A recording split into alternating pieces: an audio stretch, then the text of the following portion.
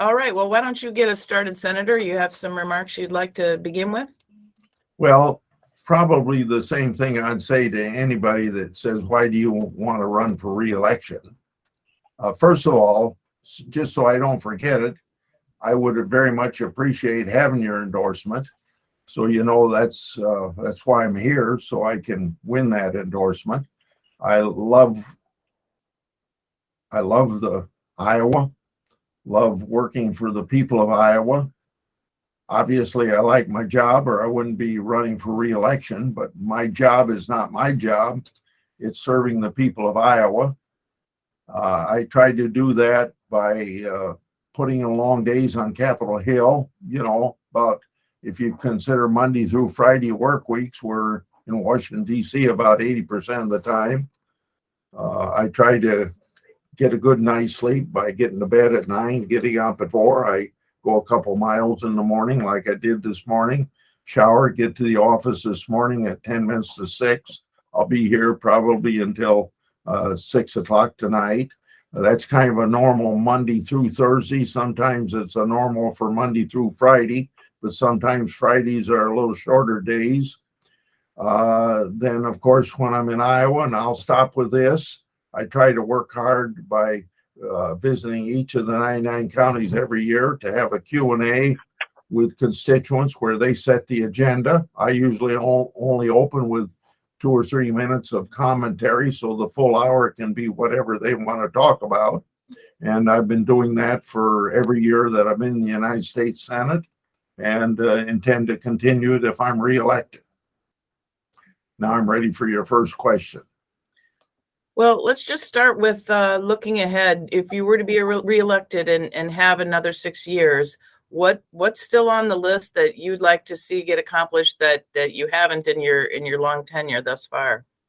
Well, 3 things that are very high on my agenda right now would be my bill to give cattle feeders of Iowa access to market and get a fair price.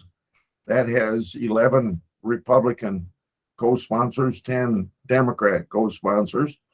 The bill that newspapers are very much interested in, if it doesn't pass this year, that got out of committee last year, where the platforms are going to have to pay you for whatever they are now stealing from you. Also dealing with big tech would be the Chuck Grassley bill. By the way, I'm not a lead co-sponsor of the one I just told you about for newspapers, but I voted for it. Then the Chuck Grassley bill, which would take on the big techs because of their economic discrimination against small business that uses their platforms. And then lastly, Grassley-Wyden bill that would keep prescription drug prices down now. Now, I have to tell you that the Democrats are already saying that they've done things to get prescription drug prices down through a bill that passed in August, but that bill leaves out about 25 things that I have in my bill that would be market reforms, reforming PBMs, pharmacy benefit managers, just a couple examples of things they don't include. But the most important thing is their bill doesn't get started even until the year 2026. So what are you going to do for the next 3 years that drug prices are still high? Then beyond those 3 things that we're working on now, I would hope to join a bipartisan effort that would preserve Medicare and Social Security for our children and grandchildren, because it's part of the social fabric of America. Not something that you would even dare talk about doing away with because of the years it's been around. And not only because it's a government program, but there's a lot of private programs of retirement and with healthcare that are integrated with those 2 programs. And then another one would be to make sure the next farm bill, which is a 5-year farm bill, gets done, because next year is the time to do that.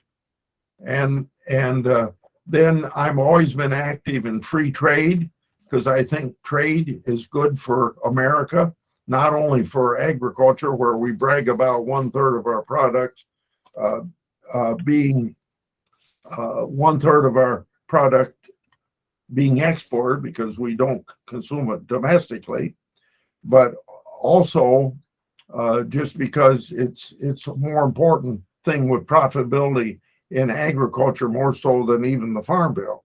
And then along that line, I think my reelection is very important, because I'm one of 2 crop farmers in the United States Senate, and we have to shoulder a big burden of telling the problems of agriculture, because we know them firsthand. We aren't the only senators that know something about agriculture, but we're one of 2 that know it personally. It sounds like, by the way, maybe I ought to make clear there, I crop share with my son Robin and grandson Pat, and so I'm not an absentee landowner. I was going to say, it sounds like a busy schedule to also work in farming. Well, let me be open with you. I do very much involved in the farming operation, but when you're away from the farm a lot, you have to work on weekends, and you just kind of are on a standby operation. Do they need you or don't they need you? So you've worked with a lot of different administrations, and obviously Republicans and Democrats both. So tell us a little bit about the first 2 years of the Biden administration, and what things you think, what measures you have supported, and those that you think are detrimental. Well, overall, I think the whole program's detrimental, because it's been strictly partisan. Maybe the one thing that I can say that I worked with them on was the infrastructure bill, but that's not just because of Biden. That was something that I had promised people for 4 years during the Trump administration, when he wanted to spend about $1 trillion on infrastructure, and it never got done. But I was hearing from all the ag groups in Iowa.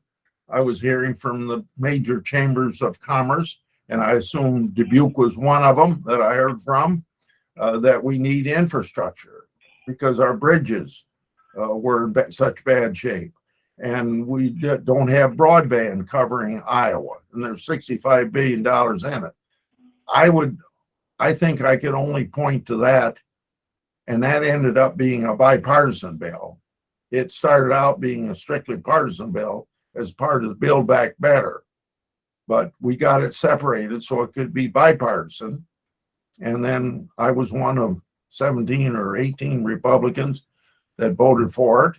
And you probably know I took some heat from what you might call more conservative Republicans. They're obviously more conservative than I am, and I think I'm pretty conservative because I voted for that bill. But I try to explain to them what is really different about this infrastructure bill. Because every year since 1956, Congress, that's when we instituted the gas tax. Every year since then, we've passed bills to allocate back to the states that gas tax money. So I don't know what was different about it. It was a little bit bigger than what the gas tax brings in, because quite frankly, the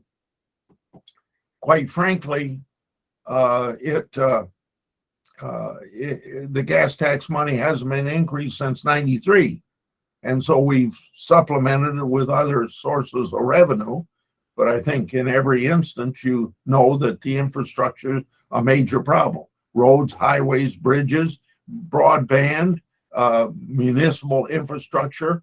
$897 million for the locks and dams on the Mississippi River would be another example. Well, listen, I got into too much detail on maybe what I worked with them on, but I said I started out that one point of 3 points I want to make about the fact that I think that most of the Biden agenda has been bad for the country. Look at 1.4 inflation when he was sworn in to 8.3 today. Look at gas prices. So energy is a second bad policy. Gas was $2.20, $2.30. It's $3.69, up a nickel last week. And it had several days of going down from $5 down to $3.69.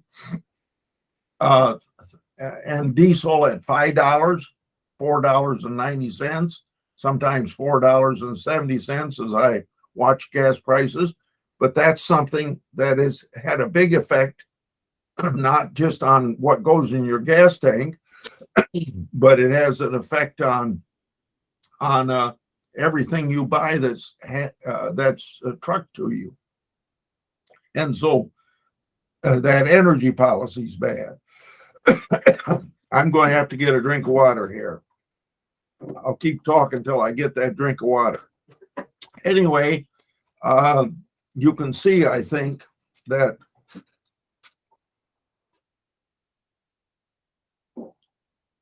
the energy policies that started out with stopping pipelines, stopping drilling, putting regulations on fracking, and banks told not to lend money to energy companies, what happens?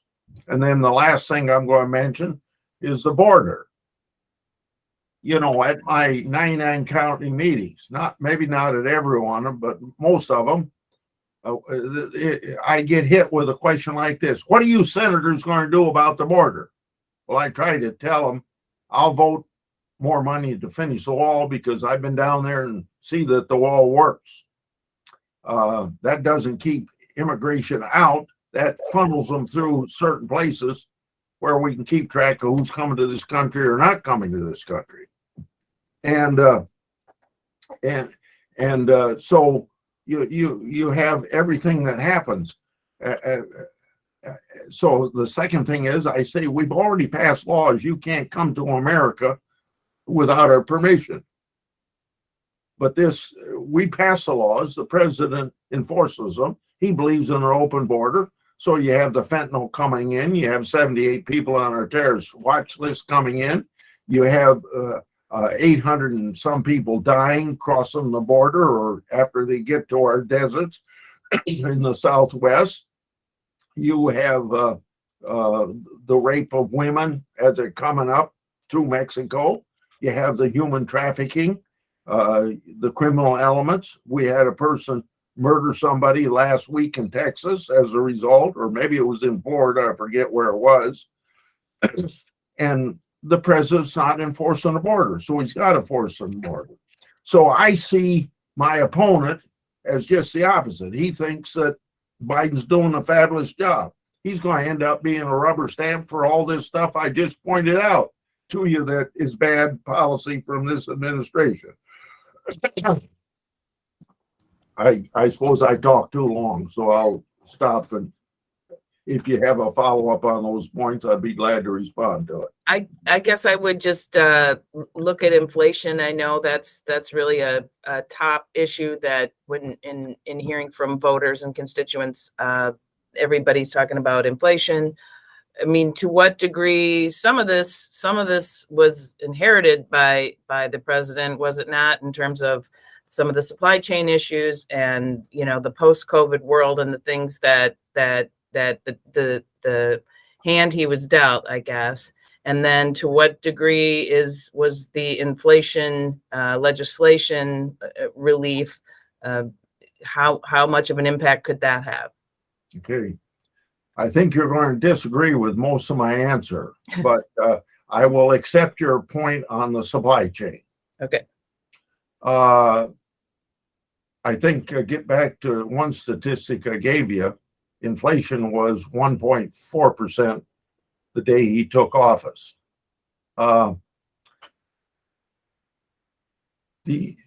According to Larry Summers and a couple other Democratic economists, the economy had turned around by Christmas 2020. There was trillions of dollars, maybe $3 trillion spent before then to turn the economy around. And that all passed on a bipartisan basis, 90 some votes in the United States Senate. So I think that proves that that was a policy that needed to be done, and there was a consensus to do it. Then you have like Larry Summers and these other people saying the economy's turned around, don't spend any more money or you're going to have inflation. So just think, this was 6 or 8 months of everybody saying inflation was transitory. During that period of time, they spent $2 trillion early March of 2021. That's when inflation started taking off. Then they added another 714 billion August of this year, and then another several billion.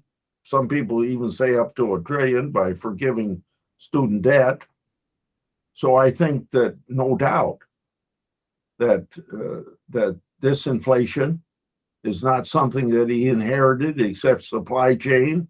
It's a result of this administration moving forward in a very partisan way. These bills, except for the infrastructure bill, and remember, the infrastructure bill is not inflationary because it builds the infrastructure, which increases productivity. So the other stuff was all partisan, and they were warned not to do it. Senator, I'd ask a follow-up question on that one with regard to gas prices. I know the Wall Street Journal has reported that a lot of the gas price increases, when they do the analysis, the pipeline you talk about, wouldn't have had an effect, or a very, very minor effect at this point, and that a lot of the gas prices are environmental in nature due to things like the war in Ukraine and refineries going offline or being closed by some of the companies. And so I guess, and I think that a lot of people would argue that gas prices are a significant part of the inflation component. How would you respond to that? Well, I agree with you, and I tried to make that point by saying that that $5 diesel fuel, everything you receive has been delivered by truck, and so that is a big factor. Probably half of the 8 3/10% inflation would fall into that category. And then just as an example, I suppose it's been 2 months now that I've been citing this example, but a guy that delivers fresh fruits and vegetables around this country said his prices went up 7.5 percentage points, but 6 percentage points of that 7.5 was because of the increase in diesel. Then to the point about the war in Ukraine, don't forget gas reached almost the highest it was prior to February 24th of this year. And then I forget what other points you made that I ought to respond to, but that would respond to 3 of the points that you made. Yeah, some of the refineries being closed or offline, or well, and don't forget some of that happens every year because of maintenance, and some of it happened with LGN terminal in Texas was because of a fire. So that's natural, and that happens from time to time. Responding to the pipeline situation, your point is exactly right. It doesn't have an immediate effect on prices today, but just think the efficiency of moving petroleum by pipeline or natural gas by pipeline is better or cheaper than by truck or train. And also remember that it's much more environmentally sound than doing something by rail or train.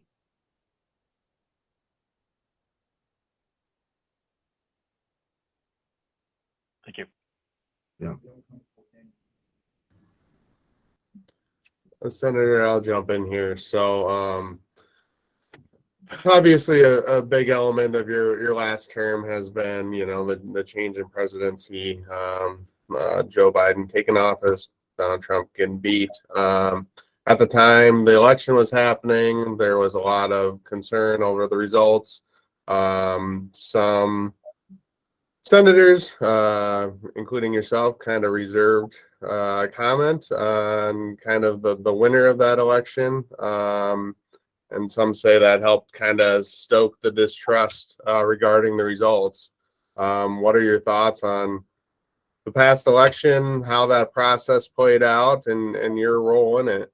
Yeah, I didn't reserve judgment on President Biden's election because on December the 14th, when the electoral votes were cast, I said he was elected president of the United States, pure and simple. That was in December, though. What made you hold back until then? I mean, had you done that with previous presidencies where you hadn't commented on it for a full month? I guess I'd have to go back and check when I did. Maybe it's because I believe that president has a right, or anybody that's run for office. It could be me in this election if it was very close at the end of the year. And maybe there's opportunities for appeal, and you ought to let those play out. Okay. Kind of in the same vein, a comment you made in January regarding whether or not Mike Pence would be able to preside over the Senate when that process was taken out has gotten a lot of attention. Can you share some thoughts on what you said there and what you meant? Sure. A very short answer, and I'll give you a longer answer too, but a very short answer is that was misreported, and it was corrected by the people that misreported it. But obviously, the report is still floating around there, and then you asked the question. But it was in 2 or 3 instances, it was reported and corrected, and properly so, because I was not talking about the joint session of Congress. I was talking about if we had a debate about some contest of ballots and it went to the floor of the United States Senate, usually the vice president does not sit there and preside over that. And it's just my job then, when I was president pro tem of the United States Senate, to sit in the chair and govern the Senate during that debate. And that's what I was referring to. Nothing to do with what was going on in the joint session. Okay, one last question I kind of have in that vein then. So, you know, what happened has happened. I think we can all agree that we now have a kind of populace where there's a lot of folks out there who have some serious concerns about the state of our elections. What are your thoughts on kind of the fairness of our election process, and what do we do to get everybody kind of on board going forward here? They're overwhelmingly fair, and there are some irregularities that show up in every election. You just deal with those irregularities, and we're fortunate that Pelosi's bill that passed the House of Representatives can't get through the United States Senate, because that would federalize all elections, and if as opposed to the 50 states doing it according to Article 1 of the Constitution, that says the manner of holding the election shall be determined by state legislatures. State legislatures do that 50 different ways in 50 different states. And by having it that way, when Iowans cast a vote, their vote is not devalued by irregularities going on in Chicago, as one example, where we know there are irregularities. So every Iowan has their vote counted fully the way it is. Whereas if you had a national election and there were irregularities in Chicago, they would affect devalue the votes of Iowans.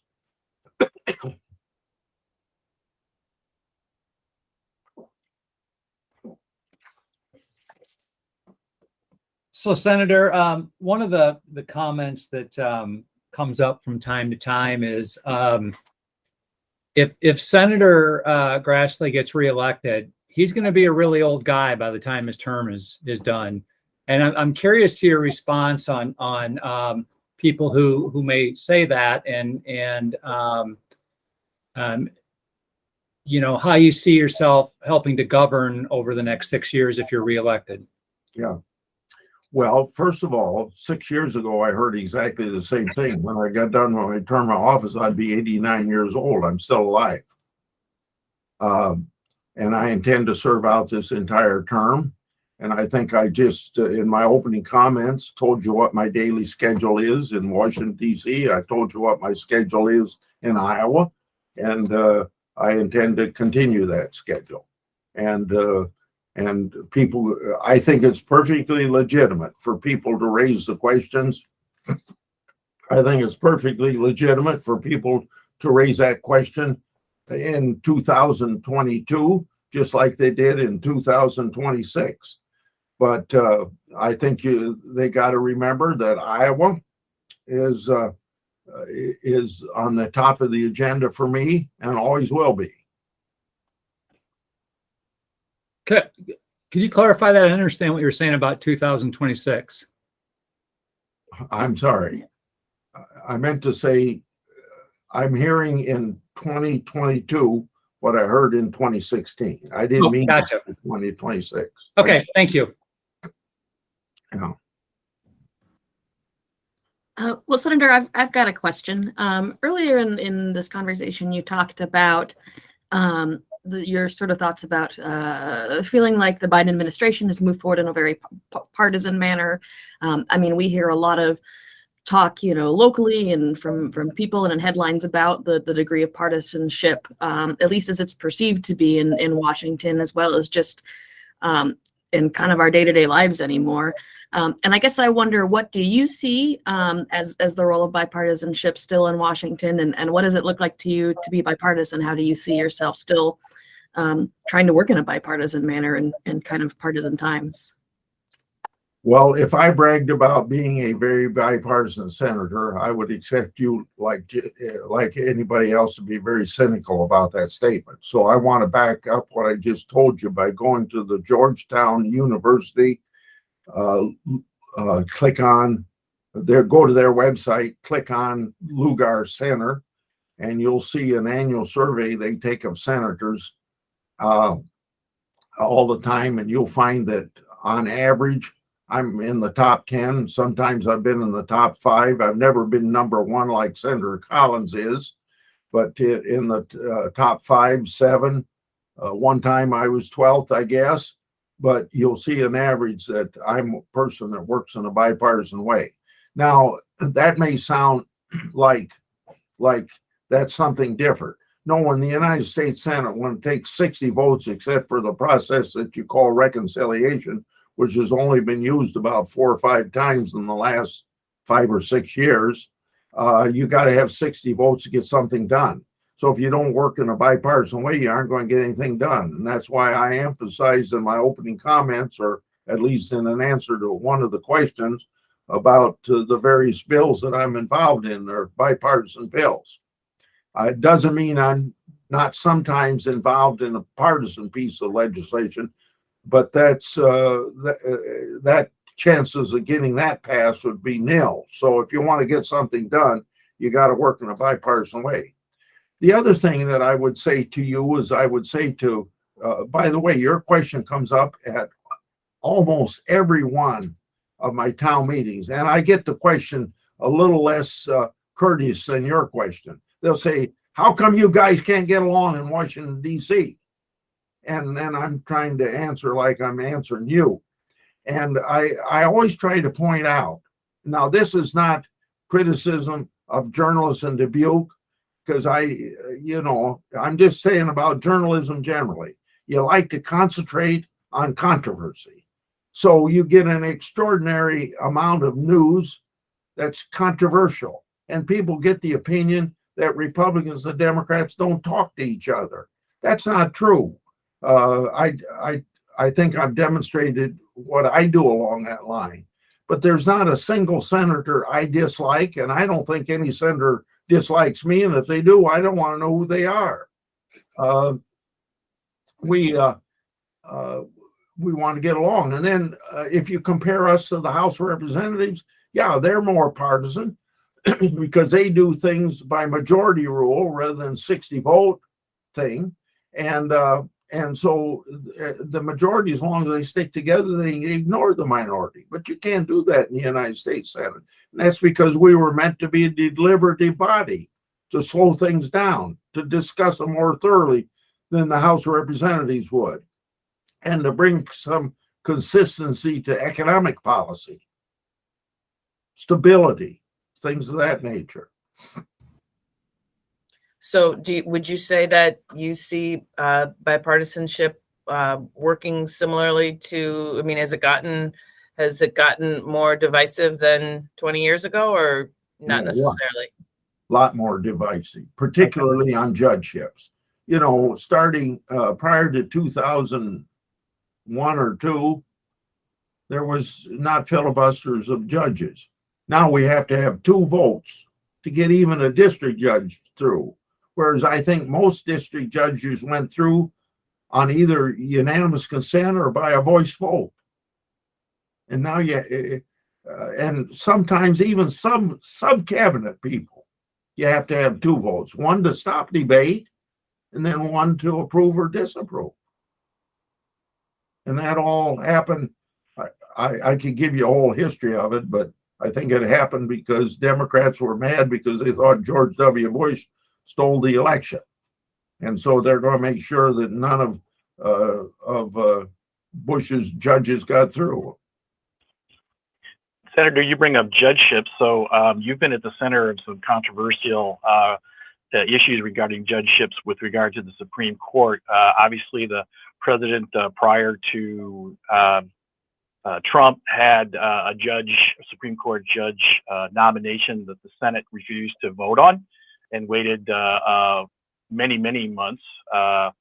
And then vice versa, after Trump was in office, the Senate, again, you were involved in your committee, acted on and approved the judge in about 30 to 60 days. So a very short turnaround time. One of them was proposed by a Democrat that was held. The other one that was moved on was a Republican. I'm curious about your feeling on that, or your comments on that disparity. And then the other, then I have a follow-up to that. Well, again, this is something, when I answer this, makes people more cynical, but I'm just telling you the way it is and the way we think it through.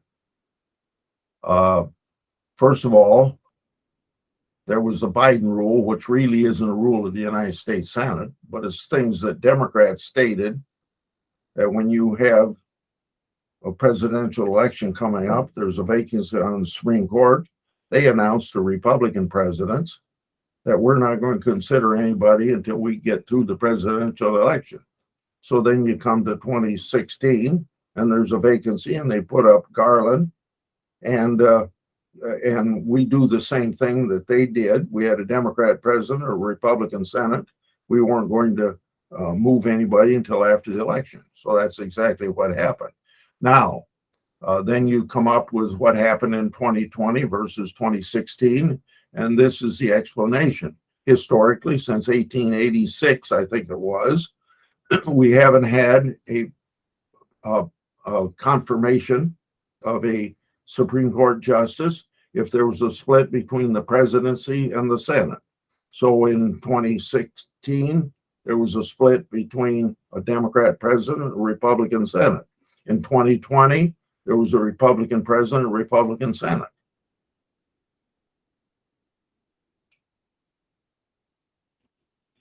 So basically, it was just the disparity, even though they were similar circumstances, just happened to be which party was in control of the Senate at the time. That's the way that historians say it's been since 2020. Well, regarding the 1886. I'm sorry, 1886. Thank you.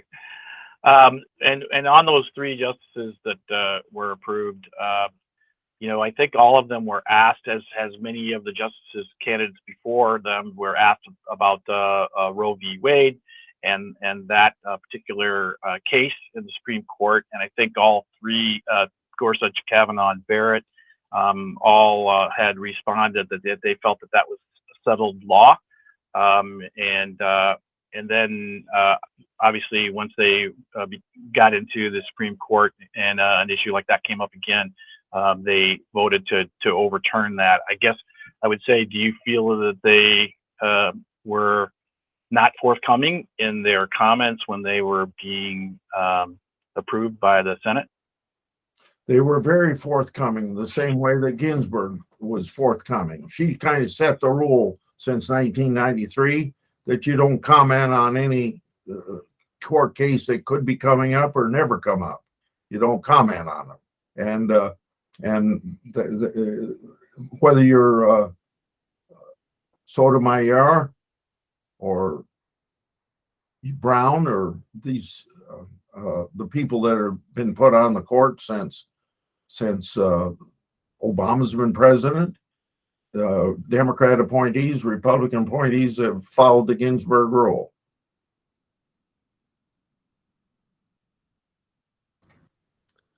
Senator, I'm going to jump in here. So obviously you've had a very long tenure in the Senate. It seems like whenever you have kind of a long-term incumbent come up against somebody who has not been in that position, the discussion revolves around should there be term limits? I mean, what are your thoughts regarding term limits, and what are the advantages of having kind of new blood in the Senate versus someone who's obviously got a wealth of experience there? I got two answers to your question. One is that every 6 years for a senator, 4 years for a governor, 2 years for a senator or a congressman, congresswoman, the voters have a chance to turn them out of office. So every time you go to vote, you can term limit anybody you want to term limit. Then the second thing is what we've tried to do constitutionally 3 times, I think, and I voted for it each time, is to say amend the Constitution and say that you can have 2 Senate terms, 12 years, 6 House terms, 2 years, and that has got a majority vote in the United States Senate, but never the 2/3 vote to get it to the states for approval. But I voted for it, and I think that expresses my opinion. Senator Grassley, on an issue that's very near and dear to the local economy is the loss of commercial air service at the Dubuque Regional Airport. And most people that we've talked to in the political realm say this is a federal government issue, not a local issue. And one of the things that has come up is that Dubuque is not deemed an essential air service airport. And perhaps if it had been, we would still have commercial air service. And my understanding is that you do not support expanding the number of airports that have that designation. And so I'm curious to your thoughts on essential air service for Dubuque and what you, as a senator representing the state of Iowa, can do to help the Dubuque Regional Airport resume commercial air service. Well, you're the first person that told me I wouldn't support that for Dubuque. So let me make clear that Mason City, Fort Dodge, Sioux City, Burlington, and Waterloo have essential air service. So based upon my support for essential air service for them, I don't think you could draw the conclusion that I wouldn't support it for Dubuque. That hasn't been something that's brought up to me, but I did try to help by calling the CEO, and I did talk to the CEO. Maybe it was a 15-minute conversation, maybe it was 20 minutes, I don't know. But obviously I didn't convince him. He came up with all the excuses you've already heard. We don't have enough pilots. and things of that nature. I said some of the things that I would propose to make sure we get more pilots. Not that that would immediately help Dubuque, but it would make sure that there weren't Dubuques in the future. I would let people that are physically fit to fly on a temporary basis for a couple years beyond 65, because I was a leader in getting it raised from 60 to 65 when unions were in favor of it 20 years ago. Now unions fight raising it further. I don't understand it. And I think the 1,500-hour rule is too egregious. But regional airlines, like I suppose the ones that service Dubuque, put in a petition to get it reduced for them, and the U.S. Department of Transportation rejected that last week, I believe. I read about it. And so you tell me what else I can do to get service to Dubuque, and I'll get service to Dubuque. But talking to the president of the company, you can tell obviously didn't do any good. So clarification from my end, I wasn't suggesting that specifically you did not support making Dubuque an essential air service airport. My understanding is that in general, you do not support expanding the number of airports across the country that are deemed essential air service facilities. So can I draw from your comments that you would support Dubuque being an essential air service facility? Yeah, I assume it would be in conjunction with others as well. I guess the best way for me to answer your question is this: rather than say, yes, I support Dubuque, how could I not support Dubuque when I support Sioux City, Waterloo, Fort Dodge, Mason City, and Bettendorf getting it? Understood. Thank you. Senator, I have a follow-up to a comment that you made earlier about the border, and I wanted to ask a little bit more about immigration. And I know there are a lot of people who are concerned about immigration. We haven't had a significant immigration reform effort in a long, long time that's been successful. And at the same time that we want to, many want to keep out illegal immigrants from our borders, we also have a very severe worker shortage in this country with more and more people retirement age, clearly not you, but retirement age or even early retirement. I guess, do you have any thoughts on immigration reform and something that can get done that you'd support? Yeah. Well, I think I showed I support the DACA kids being legalized with the legislation that I sponsored in 2017 that didn't get the 60 votes to get it up for debate. But we did have a debate on that issue on the floor of the United States Senate. And I led the debate on the bill that I introduced because I was chairman of the committee. There's at least 5 areas. I'll start with the DACA kids, unskilled workers, skilled workers, professional people like engineers, and healthcare people like doctors and nurses that I think you could get. There's enough need shown, enough sympathy for it. Like, for instance, in Iowa, agriculture workers to be here the year round rather than seasonal. It's just one local example. But you could get enough votes to get these bills through the United States Senate, but the president has poisoned the water on the whole issue of immigration. You can't ever hardly get a discussion of it until he's going to enforce the laws at the border.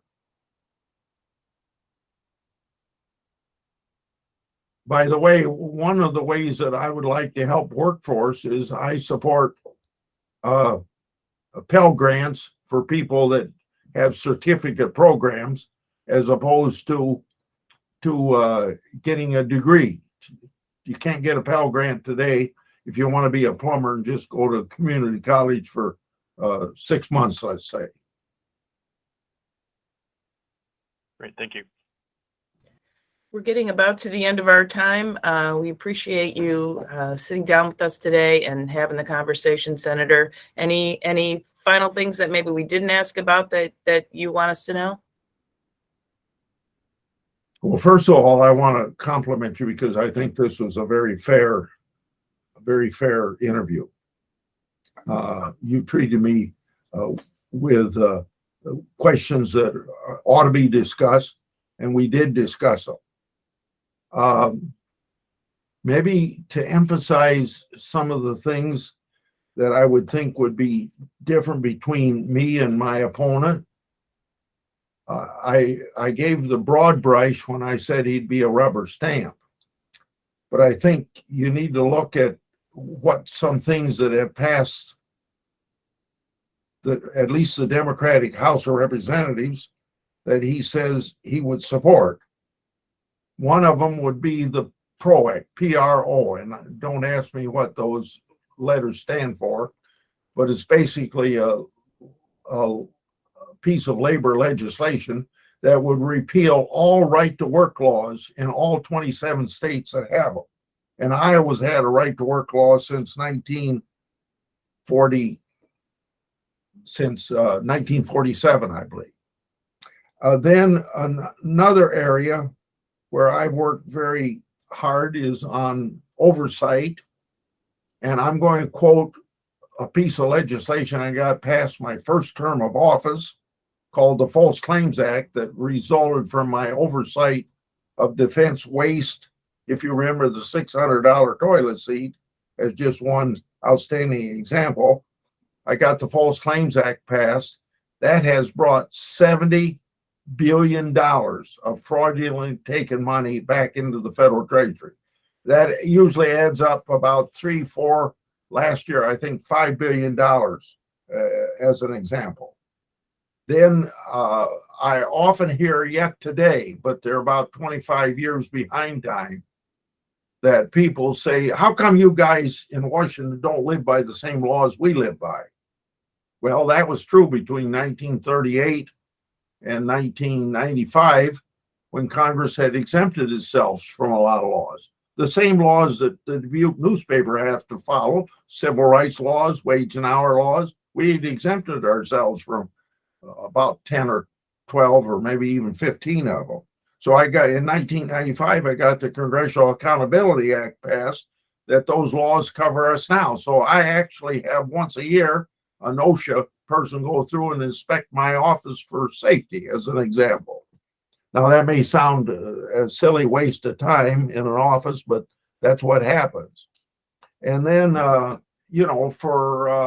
47 years, Medicare never covered prescription drugs. Now, I'm not going to claim that I'm the author of the bill that finally passed, but I was chairman of the committee, and I led a 2 years discussion to get the bill put together that you call Part D of Medicare.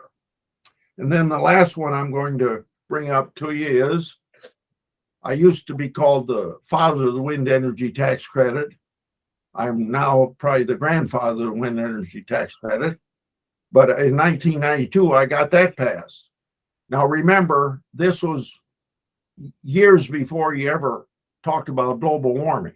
So I was in the forefront of tackling global warming with the wind energy tax credit. And when I got it passed, I never had the slightest idea that we'd be getting 60% of our energy from wind in Iowa today. But that's true. That's exactly what we're doing. So I think I'll stop there, unless you have a rebuttal to what I just told you. Not from me. I appreciate you talking with us today and getting in through all these issues. So we appreciate your time. Wish you luck the rest of the way. Thank you very much. We got 52 days, I think. Thank you, Great. Senator. Thank you. Thanks, Senator. Goodbye.